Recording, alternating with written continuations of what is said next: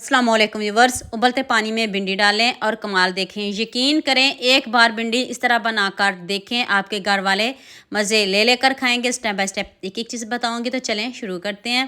Pan में मैंने पानी पकने के लिए रख दिया, उसमें मैंने 1 चम्मच नमक डाला है और साथ में मैंने आधा किलो भिंडी।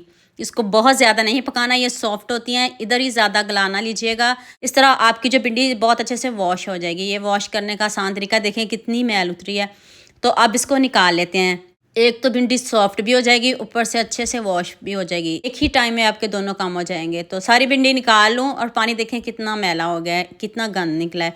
पहले भी इसको वॉश किया था और बाद में देखें वॉश करके कितना पानी गंदा निकला। अब भी ऐसे वॉश किया करें। तो चलिए नेक्स्ट स्टेप की तरफ चलते हैं। हाफ कप मैंने मैदा लिया है, इसमें आपने अब मसाले डालने हैं। 1 टीस्पून नमक, हाफ टी स्पून हल्दी पाउडर, 1 टीस्पून लाल मिर्च का पाउडर डाल दें, थोड़ी सी अजवाइन डाल दें और 1 teaspoon chaat masala powder, 1 teaspoon गरम मसाला पाउडर और हाफ टी स्पून लहसुन पाउडर डाल दें। तो अब आपने इसमें बहुत ज़्यादा पानी नहीं डालना। आधा कप बेसन हो तो आपने इसमें पौना कप पानी शामिल करने से ज़्यादा नहीं पानी शामिल करना। बैटर पतला बिल्कुल भी नहीं रखना।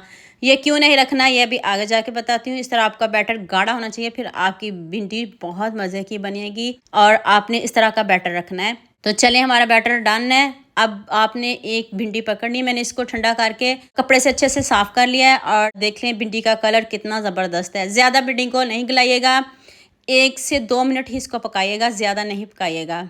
आप एक एक करके भी डाल सकते हो, जैसे आपको ईजी लगे आप कर सकते हो। और अब एक एक पीस पकड़ना है और ऑयल ज़्यादा नहीं लेना, कम ऑयल में और मीडियम आंच पे आपने इसको पकाना है।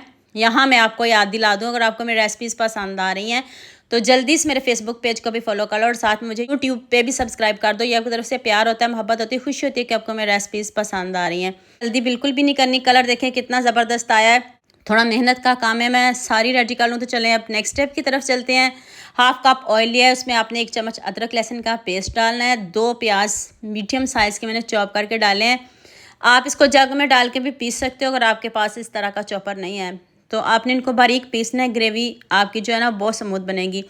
1 टीस्पून नमक डाल दें, 1 टीस्पून लाल मिर्च का पाउडर, हाफ टी स्पून हल्दी पाउडर। मसाले की इतने अच्छे से भुनाई करनी है जब तक ऑयल ऊपर ना आ जाए। साथ में मसाले डालते जाएंगे, साथ में हम मसालों की भुनाई करते जाएंगे। कलर अभी देखिएगा, लुक देखिएगा।